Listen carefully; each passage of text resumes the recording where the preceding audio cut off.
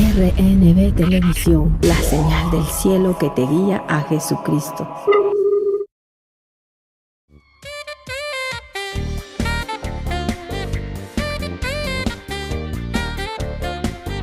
Sé que el Señor va a traer fortaleza, le va a traer gozo cuando usted vea este programa. Y es para mí un honor poder presentar a nuestro buen amigo, Pastor Indalecio Caballeros. Pastor, gracias por tomar ese tiempo y estar con nosotros.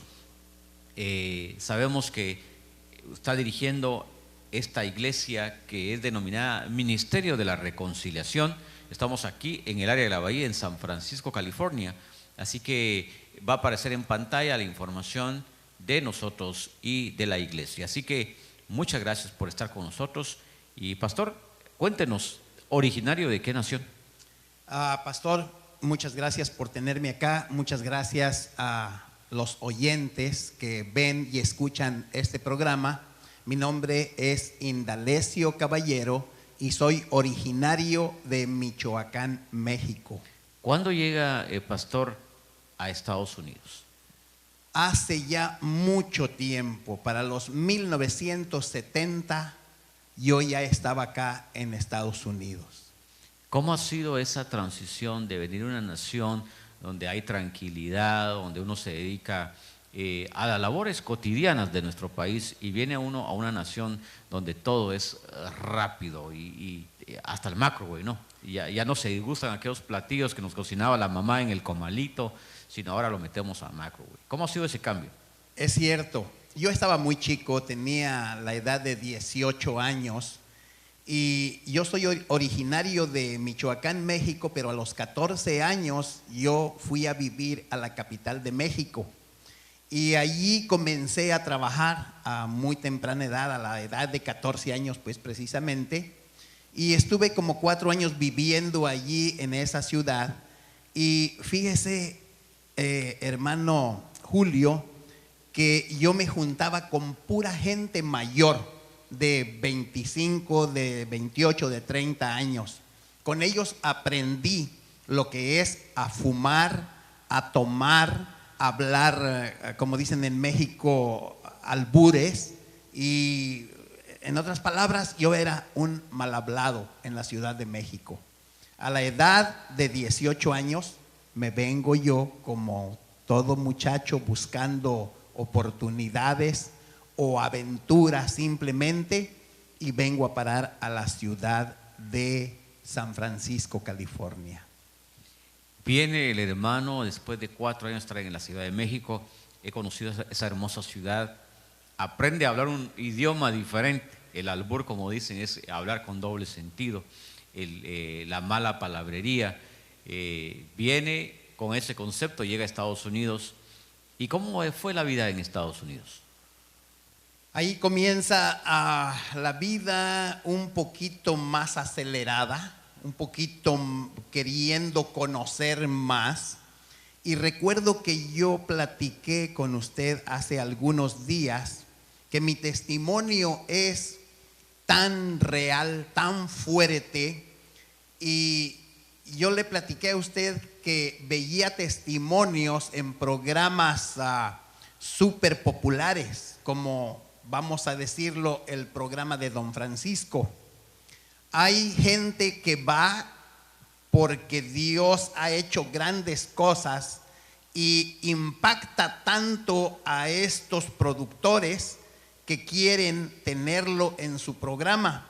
Pero yo le dije a usted que toda esa gente que se ha presentado ahí a testificar del poder de Dios, qué bueno, Dios ha hecho grandes cosas en ellos, pero creo que Dios ha hecho más grandes cosas en mi vida. ¿Por qué razón? Porque según el conocimiento que yo tengo acerca de los alcohólicos, acerca de los drogadictos, acerca de los fumadores, ya son fumadores de años, y ellos lo que los doctores les recomiendan es que vayan disminuyendo la dosis día con día. No pueden dejar los vicios de la noche a la mañana porque si no se mueren. o sufren una crisis de nervios. Eso es lo que Dios hizo en mi vida. Eso es lo importante, que yo quisiera que toda la gente supiera cómo Dios obró en mi vida, si es el milagro más grande o no es el milagro más grande. Aunque yo sé que el milagro más grande es la salvación de nuestra alma. Pero aparte de eso, pastor, aparte de todo eso, dígame usted, ¿quién deja o quién abandona estos vicios de drogadicción, alcoholismo y cigarrillo? Bien, en la experiencia, hermano Caballeros, en la experiencia médica que he tenido, obviamente usted fue claro cuando dijo que nosotros siempre declaramos al enfermo que vaya en un proceso despacio, detenidamente vaya a disminuir la cantidad de alcohol para no tener el síndrome de abstinencia, como le llaman, bajar la cantidad de cigarrillos. No se puede conseguir el dejar la droga y cualquier clase de vicio instantáneamente. No se puede. Sobre todo bajo vigilancia médica es necesario, pero ahí es donde está la grandeza de Dios, ahí está lo sobrenatural de Dios. Y ese testimonio, esa experiencia, yo la he pasado, yo la he tenido. Entonces yo quisiera hablarles acerca de lo que Dios hizo en mi vida, pero usted tiene las preguntas. Claro que sí. ¿Quién era Indalecio Caballeros antes de venir a los caminos del Señor? ¿Qué fue de la vida de su juventud, de la adolescencia? ¿Cómo es que le presentan esa sustancia nociva a su cuerpo, que es la droga? ¿Cómo tiene contacto? Recuerde que yo dije que a los 18 años ingresé a este país. Yo llegué a trabajar, mi primer trabajo fue en la calle 24, en un restaurante que se llama Roosevelt Tamale Parlor. Está entre York y la Bryan. Allí está situado este restaurante. Un restaurante muy viejo que tiene 100 años de existencia. Muy famoso, por cierto, por los americanos. En ese restaurante había mujeres de edad, por lo menos mucha más edad que yo, me doblaban la edad. Y era yo muy querido allí en ese restaurante por la dueña, por las trabajadoras. Y mire, me ayudaron bastante ellas. ¿En qué me ayudaron? En lo económico, en conseguir un cuarto donde dormir. Pero recuerde que yo le dije que venía de la capital de México y allá me juntaba con gente mayor que yo, y de allí aprendí a tomar, a fumar, a jugar mi dinero y muchas otras cosas más. Pues yo cuando vine de la Ciudad de México para acá, yo ya venía no con vicios, pero sí me gustaba tomar los fines de semana, me gustaba fumar y lo seguía haciendo acá, pero a través fue pasando el tiempo, yo iba aumentando, el vicio se iba haciendo más fuerte. Después ya no eran 2 días de tomar licor o cerveza y fumar, sino que era de 3 días. Después se hizo de 4 días y el vicio fue progresando, tanto en licor como en cigarrillo. Pero usted preguntó cómo me inicié en todo esto. El vicio más fuerte llega después. Eso sucedió cuando yo llevaba 20 o 22 años de alcohólico.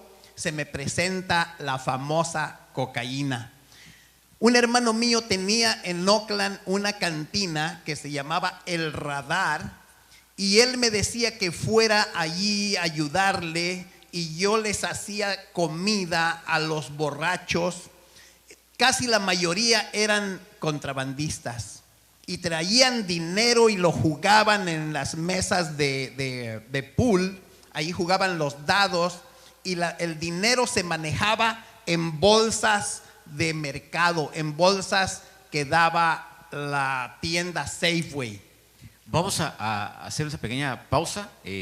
Vamos a ir a una pequeña cápsula con Arodi Espinales y vamos a regresar con el Pastor Caballero sobre esto que nos está platicando, cómo él conoce de la droga. Regresamos en breve. Del corazón de Arodi. porque de la abundancia del corazón habla la boca. Dice la Biblia en Salmos 90:12: enséñanos de tal modo a contar nuestros días que traigamos al corazón sabiduría. Y creo que es bueno dar una mirada atrás y examinar nuestro caminar y preguntarnos: ¿en qué fallamos? ¿Qué dejamos de hacer? ¿Y cómo podemos mejorar? Sin embargo, creo que a pesar de nuestros desaciertos, Dios estuvo con nosotros cada día. Dios ha sido nuestro refugio en las tormentas. Si no hubiese sido por su gracia, no hubiésemos llegado hasta aquí. Su mano nos sostuvo, su favor abrió puertas, quizá cerró alguna que otra que no nos convenía. Sin duda alguna, Dios ha sido bueno. ¿Cometimos errores? Sí, muchos quizás, pero aprendimos de ellos y ganamos. Así que al ver atrás tenemos que concluir diciendo: Dios ha sido fiel. Conéctate con Arodi en arodi.com. Y regresamos, muy interesante, cuando usted nos cuenta que trabajaba en ese bar de su hermano, llegaba la gente con las bolsas de dinero y jugaban ahí en el billar. ¿Qué más usted nos puede platicar sobre este? Los tiros de dados se jugaban de a $10,000, un solo tiro. El que sacara el número más grande ganaba $10,000. En la mañana el ganador salía con 2 o 3 bolsas de dinero de allí, de esa cantina. Bueno, como yo era un trabajador de allí, y allí había cerveza, allí había droga, pero yo droga no la había probado todavía, pero sí el licor. Y me acuerdo en una ocasión que yo estaba muy borracho y me tenía que regresar a la casa y sentía que no podía cruzar el puente de la bahía por muy borracho que estaba. Pero alguien me dijo, dice: ¿quieres una liviane? Yo sé cómo te controlas. Y le digo: ¿qué es? Y me dice: ven, y me hace una línea. Yo ya conocía la cocaína, ahí había por mayoreo de cocaína. Me hace una línea y me da un billete enrollado o como cigarrillo y me dice: inhálalo por la nariz, inhala esa cocaína. La inhalé, hermano Julio, me sentí que los ojos se me abrieron grandes, como que me dio mucha confianza y no tambaleaba. Me subí al carro y las líneas o el puente, el freeway, lo veía ancho, amplio, y manejaba serenamente y tranquilamente. Y me fui a la casa pensando que eso era lo máximo. Dije: ahora ya sé, cuando esté borracho, qué hacer para sentirme bien. Y no recuerdo si lo seguí haciendo, pero yo sí recuerdo que una persona me ofreció vender la cocaína. Y comencé yo a vender de a poquito. Y en una ocasión mi hermano, que manejaba mucha cocaína y se juntaba con grandes contrabandistas, me dijo un día: yo me di cuenta que tú estás vendiendo cocaína. Y le dije: pues sí. La respuesta de él fue: en ese saco que está ahí adentro en el closet hay 7 onzas de cocaína. Sácalas, ve a venderlas. En vez de trabajarle a otro, trabaja para ti solo. Ahí están estas 7 onzas de cocaína. Y no sé, en ese momento, afortunadamente, yo conocía ya amigos que la vendían por menudeo. Yo no tuve que venderla por menudeo. Yo llevaba lo que mi hermano me daba y se lo llevaba a este amigo y él la vendía por menudeo. Pero a la semana, el viernes o el sábado, yo iba y recogía $7,000-8,000 de ganancia, de pura ganancia. De nada me servían. ¿Por qué? Porque iba, me los tomaba, borracho, me los ganaban, inhalaba, media onza de cocaína me gastaba yo todos los días, media onza de cocaína. Y ahí viene lo difícil de mi vida, pero también ahí viene el tocar fondo. Y el otro segmento será cómo salí de la drogadicción, del alcoholismo. Y en ese tiempo ya estaba casado, pastor. Sí, ya estaba casado y tenía una hija que tenía 6 años de edad. Pero yo, hermano, yo era tremendo. Bueno, más bien la cocaína, la droga me hacía ser tremendo. Yo creo que de corazón era bueno y Dios lo sabe. ¿Sabe por qué creo eso?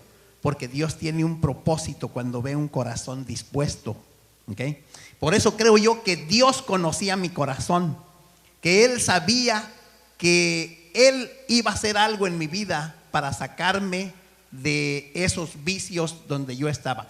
Yo estaba casado, era violento, había violencia doméstica en mi casa. A mi hija la traté muy bien, muy bien. Era mi adoración, mi hija. Recuerdo, le compraba cosas, hasta 7, 8 pares de zapatos en una sola vez. Hacíamos fiestas, hacíamos de todo. Me iba rindo, me ganaban $5,000, $6,000 en un día allá. Todo eso me tenía ya bien, muy angustiado, muy angustiado. Pero mire, pastor, cuando Dios se mete en la familia o cuando Dios pone sus ojos en la persona, mi esposa no me aguantaba y ella quería una solución para mí, pero ¿cómo hacerle? Afortunadamente la madre de ella era cristiana y ella le decía: ve a la iglesia, ora por él, el Señor te lo va a rescatar. Y un día me dice mi esposa: hijo, ¿me das permiso de ir a la iglesia con mi mamá? Yo brincaba de gusto cuando ella me dijo que si la dejaba ir a la iglesia. Pero ¿sabe por qué brincaba de gusto? Porque dije: hasta que me la voy a quitar de encima.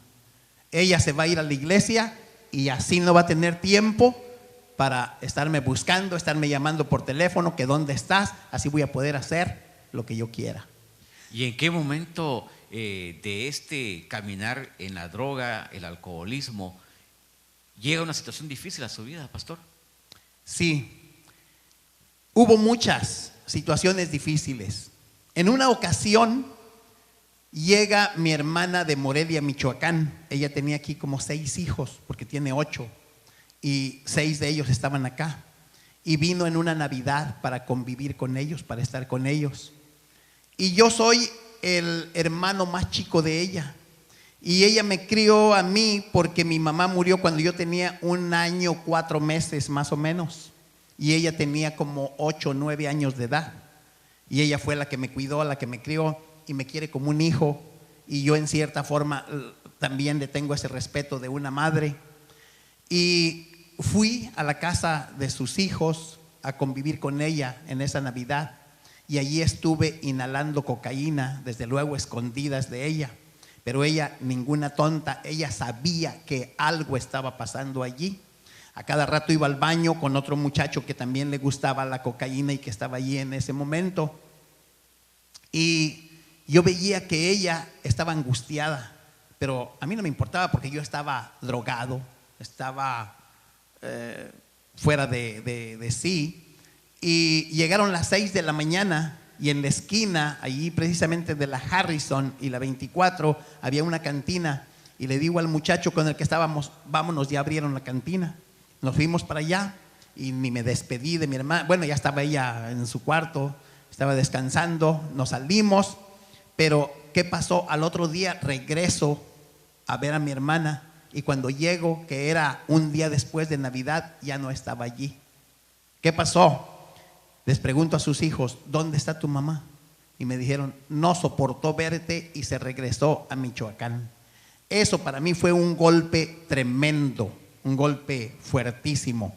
Aparte de todo eso, yo pensaba que me estaba volviendo loco, porque aunque digan los drogadictos que ellos no son o que no ven lo que yo veo, Ellos niegan, pero sí es cierto.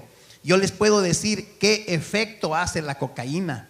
El efecto de la cocaína es que uno se vuelve paranoico.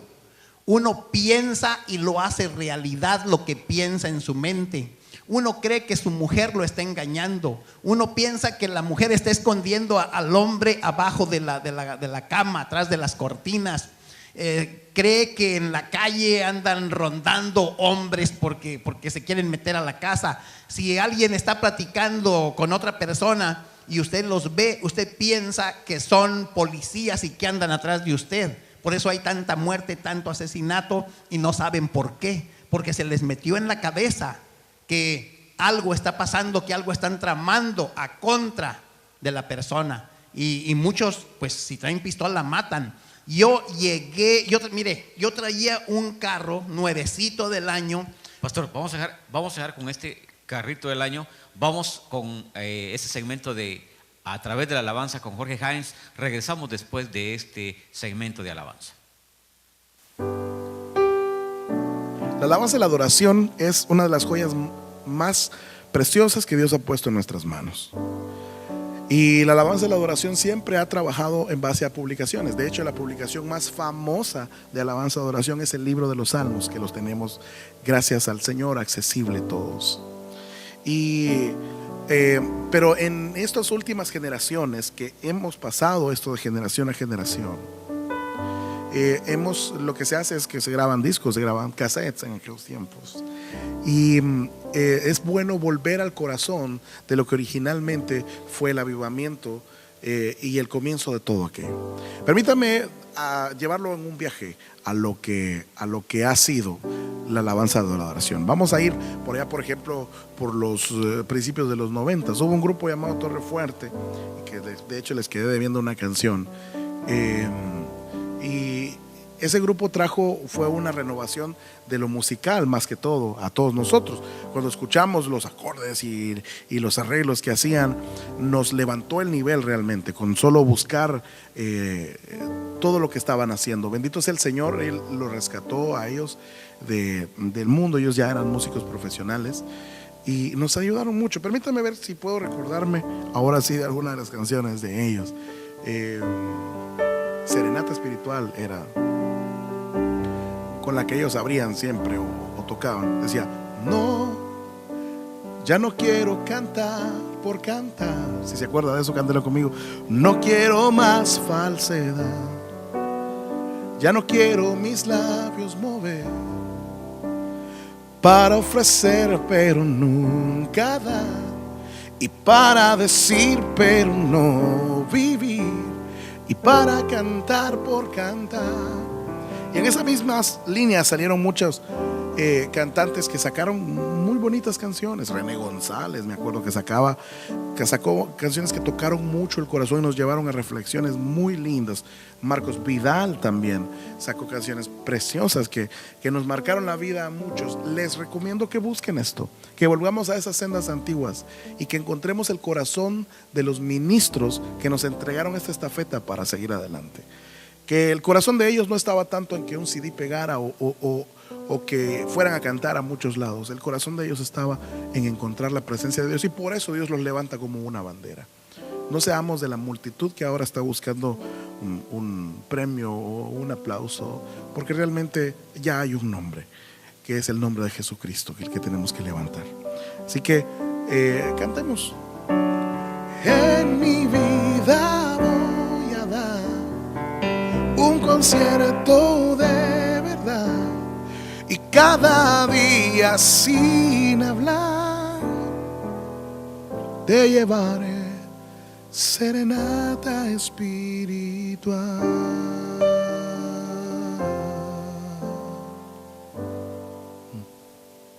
Dios te bendiga. Muchas gracias, Jorgito Hines, por ese segmento de alabanza. Nos gustó bastante. Bien, regresamos con este tremendo testimonio. Mire, yo me estoy gozando de este testimonio de cambio de vida de Pastor Indalecio Caballeros. Y nos habíamos quedado en ese carrito, en ese carro del año. Cuénteme. Acababa de comprar yo un carro del año, una Toyota 4Runner en este tiempo. Y mire mis pensamientos. Veía un carro y pensaba que mi mujer iba allí adentro, en ese carro. ¿Con quién? A saber con quién. Pero yo me le emparejaba a la velocidad que fuera el carro y me le pegaba, viendo para adentro, a ver si mi esposa no estaba allí. Ese es el efecto de la cocaína. Todas esas cosas en mis momentos de lucidez, yo decía, no quiero esto, ya no quiero. Pero lo dije 1000 veces, ya no quiero, ya no quiero. Y yo lloraba y me desesperaba. Pero cuando estaba llorando, de repente mi carne, mi cuerpo me pedía droga. Dejaba de llorar, iba, sacaba la droga y otra vez volvía. Por eso le digo que 1000 veces dije, no más cocaína. Nunca pude. Pero ¿qué pasa? Mi esposa, acuérdese que se fue a la iglesia, ¿ok? Se fue a la iglesia. Yo trabajaba en el número 100 de la Banés. Era un edificio de 26 o 28 pisos de la AAA, de las aseguranzas. Ahí trabajaba yo como janitor. Y nunca dejé de trabajar. Aún estando drogado, siempre iba a trabajar. Pero ¿qué pasaba en ese edificio? La iglesia donde mi esposa iba estaba en la 24 y Potrero. Y yo estaba en el 100 de la Banés, acá por la Market. Hermano Julio, yo oía las oraciones que estaban haciendo en la iglesia. Yo no sabía de oración. Yo nunca había oído una oración evangélica o de un cristiano. Y yo oía lo que oigo ahorita. No veía nada, pero yo oía. ¿Y de dónde salen estas voces? ¿De dónde sale esta oración? Bueno, yo no sabía ni qué era oración, pero yo oía el clamor que tenían. Y quería romper las paredes en el edificio porque pensaba que ahí se escondían a orar por mí. Todo eso me estaba volviendo loco. Pero ya había palabra en mí, ya habían orado por mí. Recuerdo que cuando me pedían que si oraban por mí, yo les decía, sí, pueden orar por mí, pero no me toquen. No me toquen, apártense de mí, oren por allá donde yo no los vea o donde no estén cerca de mí.